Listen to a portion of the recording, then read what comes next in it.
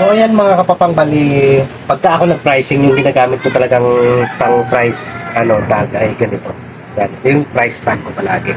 So ngayon bali mag-display ako, magpa-pricing ako sa mga cans ko kasi ito binili ko lang to kanina, mga kaninang umaga.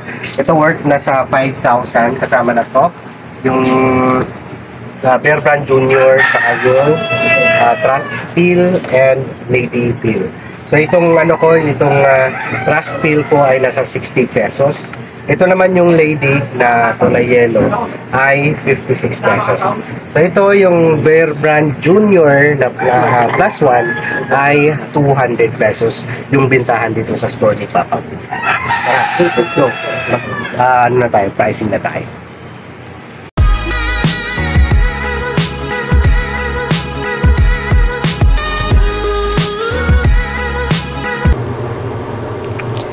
Hello mga kapapang, welcome back to my channel.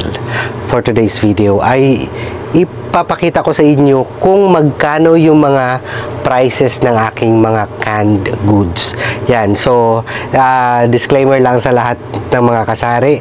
Iba-iba po ang ating kinukuhanan ng mga groceries. Merong kumukuha sa mga online, may kumukuha sa mga malapit sa groceries na lahat ng mga kinukuhanan natin. So iba-iba yung prices na meron tayo ng mga kasari. So yung akin naman, ako talaga naghahanap talaga ako ng mga presyuhan na pangmasa. So kung saan yung mas mura, doon ako. So ako kumukuha din ako online. Yung iba sa Soysing, yung iba sa grocery, may kinukuhanan din ako. So yung iba naman na medyo mas mababa, yun yung yun yung kinukuhanan ko ng mga grocery na malapit dito sa store ni Papang Pogi. Yan. So mga kasari, tara, mag-pricing na tayo kung magkano tong mga canned goods ni Papang Pogi. Let's go. Yan. To start with, bali dito tayo sa taas mga kapapang. So makikita nyo naman dito yung aking Angel Evaporada. Yan. So kumukuha talaga ako ng Angel kasi marami yung mga dito mga kapapang, mga gumagawa ng mga shakes, mga drinks, and ito yung hinahanap nila, di kaya mga jersey. So ngayon wala akong jersey, ubos na. Nauna ubos yung kisa sa Angel. And ito naman, yung price nito ay 36. Yung jersey ko mga kapapang, na-order ko pa sa sa Soysing. Bali ngayon, mas prefer ko yung Soysing sa mga prices ng aking mga dilata at saka mga ibang mga item na tinitinda ko dito kasi mas mura sila ng konti sa ibang online na grocery. Yan. So ito, 36 pesos yung 410 ml. Yan. Ito naman yung Alaska Evaporada mga kapapang. Yung yung price nito ay 38 pesos. So, yun yung mga natin mga kasari na naglalagay talaga tayo ng mga prices sa ating mga produkto, di ba? Kasi lahat naman tayo hindi natin kabisado yung mga prices ng ating mga tinitinda. Siguro pagka nag-exam ng lahat mga kasari, yung pinaka natin mga na 80% lang ng mga items, yun yung kabisado natin, pero yung the rest na 20% hindi tayo kabisado. So minsan tinitingnan pa natin sa resibo natin kung magkano yung patong natin doon. Usually pagka tayo sa 10 piso, nagtataas lang tayo dyan ng piso or 150 or 2 pesos.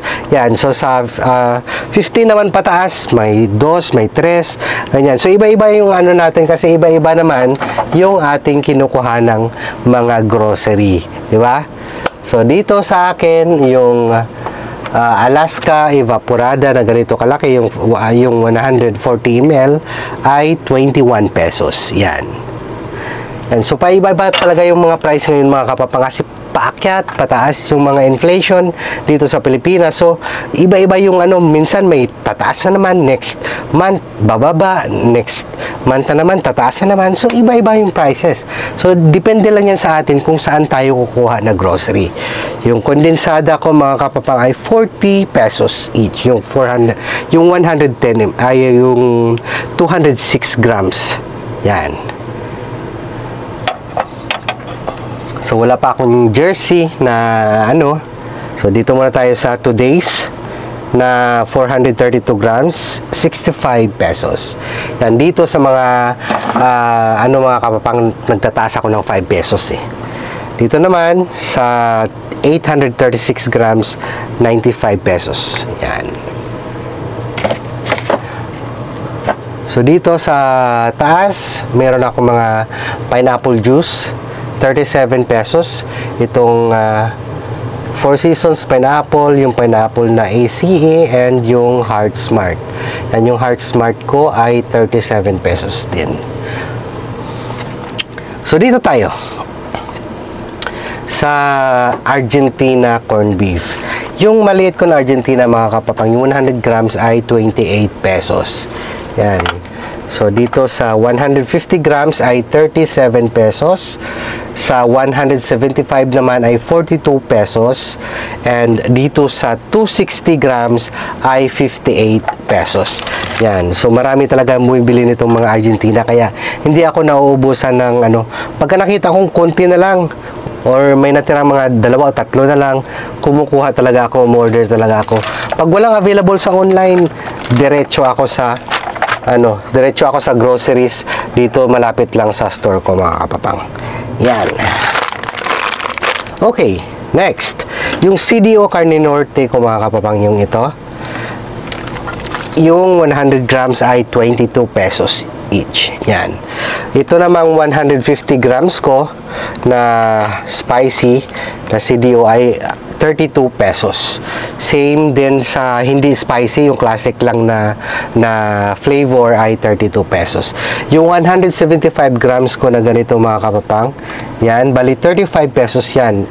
And yung yung malaki, yung 260 grams ay 50 pesos. Yan. So, punta naman tayo dito sa mas mura-mura. Yung Bingo corned beef. Yan. So, yung Bingo na maliit na 100 grams ay 19 pesos.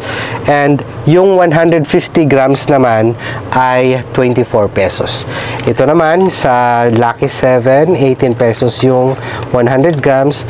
And yung ganito, yan, yung 150 grams ay 23 pesos sa Lucky 7. So, punta naman tayo dito sa meatloaf. Yung 100 grams ko, mga kapapang, ito. Yan. So, ito sa meatloaf ko ay 18 pesos each, yung ganito, 100 grams. And yung naman, yung 150 grams ay 23 pesos. Yung 210 grams ay 33 pesos. Sa Argentina, medyo mas mahal tong Argentina, mga kapapang, kasi ang dami talagang naghahanap basta Argentina products eh. So, yung Argentina meatloaf, 19, yung 100 grams, yung 150 naman, 24, yung 175, 26, and yung 260 grams ay 35 pesos each. So, baba tayo ng konti. Dito sa luncheon meat ko, yung ganito 165 ay 42 pesos. Yung 350 grams naman ay 90. So, yung ganito ko, yan. So, yung 165 grams ko na ganito ay 38 pesos. So, di ba, medyo mas mahal siya kaysa sa ibang mga luncheon meat. And yung 350 grams ay nasa 90. And yung Liberty, ito ay 90 pesos. Yan. Dito naman tayo sa Philips. Itong Philips, mga kapapang, ay medyo dati hindi pa sa pandinig ko. May naghanap lang dito ng isang business lang. So naghanap siya ng Philips na na meatloaf. Sabi ko, anong Philips? Akala ko sigarilyo, pero meatloaf nga talaga. So naghanap agad ako the next day sa grocery ng Philips. So pagkatapos nun, suki ko na siya kasi palagi niya nang hinahanap. Dito na siya bumibili. Ganyan yung mga style ng mga kasari, mga kapapang. Pagka may naghanap sila na wala ka, bili agad. Para the next day na bumalik siya, magiging suki mo na siya kasi pabalik-balik na siya na bibili ng iyong product. Pagka available na yon, di ba? Yan, dapat palagi. So, itong Philips na malaki ay 33 pesos. Yung 150 grams ay 26. Ito namang sausage, yan, 33 pesos. Yan. So, itong mga kapapang, yung 150 grams ay 23 pesos. Dito naman tayo sa Pure Foods na sizzling sisig, 52 pesos each. Yan. Yung 150 grams. Dito sa 5-5 tuna sisig, 33 pesos. Sa Bicol Express na 5-5 ay 30 pesos.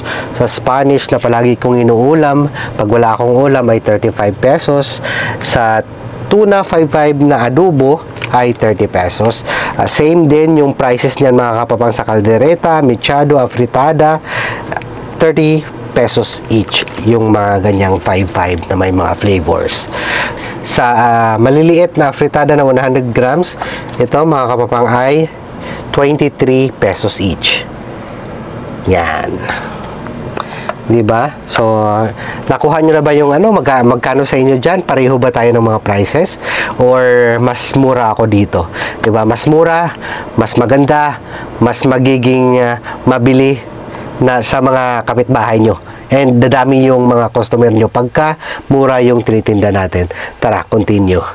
So, dito sa tuna 555 flakes in oil ay 34. Sa hot and spicy, same din yung price. 34 pesos din yung benta ko dito. Sa flakes in oil ng Century tuna, 37. Yung hot and spicy, same price lang, 37 pesos sa 150 grams. Dito naman sa malaki na, na tuna, 47 pesos. And sa hot and spicy, 47 pesos din, malaki yung flat. Dito sa San Marino naman sa 150 grams ay 43 pesos yung tuna na na hindi maanghang. Dito naman sa maanghang ay 43 pesos. Yun. So sa flat na maliit mga kapapang, ito palagi yung binibili ng mga kapitbahay ko, yung mga medyo maanghang na tuna na maliit lang siya. Ito, bali ito 33 pesos each. Yung ganito ka laki. And itong San Marino tuna na hindi maanghang ay 33 pesos din. So same price lang. So dito sa flat na malaki na San Marino mga kapapang na hindi maanghang ay 52 pesos each. Yan. And ito namang maanghang ay same price lang, 52 pesos. Yan. So sa mga dilata mga kapapang, tumutubo lang ako ng 3 to 4 pesos sa kada isa na mga dilata. Yan, 3 to 4 pesos lang. So, dito next sa baba ng konti. Sa aking mega na ganito, na pula, ay 27 pesos. Sa mega na green, 27 din. Sa Young Towns, 25 pesos. Yung green, same price, 25 pesos din. Yung Ligo ko, 28 pesos. Unipack, 25. Yung green, tsaka yung red.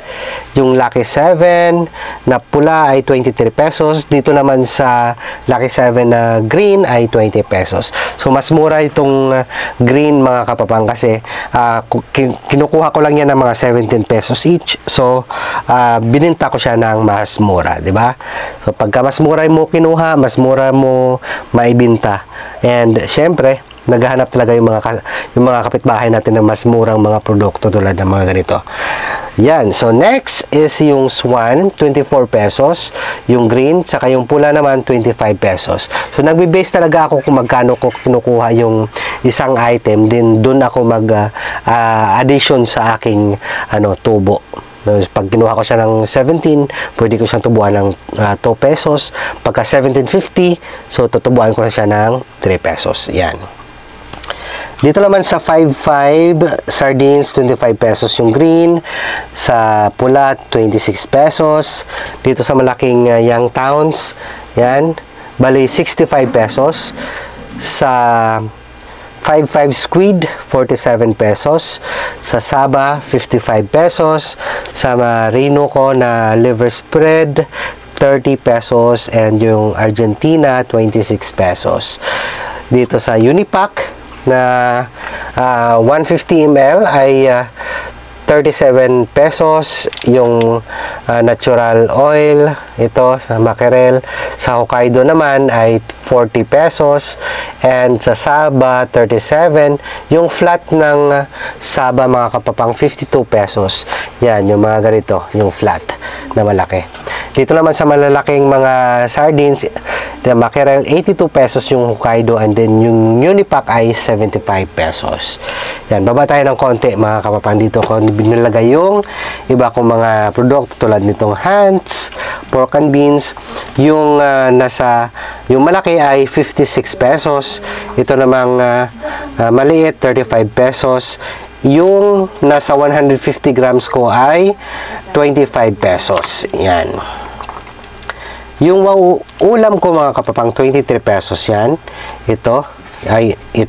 Yan, 23 pesos. And yung giniling, 45 yung malaki. And then yung 150 grams ay 30 pesos. Yung 100 grams na mga kapapang ay 23 pesos. So yung tidbits na natin nilagay sa mga adobo or mga pang nilagay natin ay 38 pesos itong mga ganitong flat. Yan. And yung malaki na slices ay 56 pesos. Sa Jolly na mushrooms, 40 pesos yung mga ganito. Yan.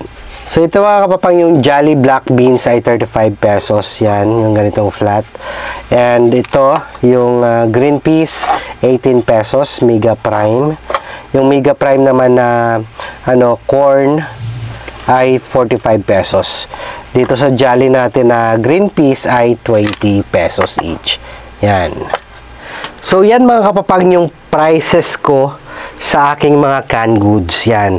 Pagka next month naman na tataas naman yung presyo, minsan pagka pinapaubos ko na lang yung presyuhan ko na ganito, yung mga bago ko namang bili na mga item na mas mataas, yun naman yung nilalagyan ko ng ibang presyo.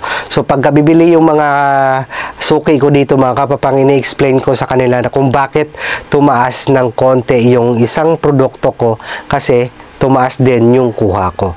So ganyan, sa mga ganyan mga paraan ay naiintindihan ng mga kasuki natin kung bakit pataas pababa yung presyuhan natin sa ating mga sardines, sa ating mga canned goods. Yan. So sana may natutunan kayo sa aking pricing ngayong araw na to. Maraming salamat, mga kasari. Sa lahat ng mga nanonood, thank you, and that's all, folks. Peace out.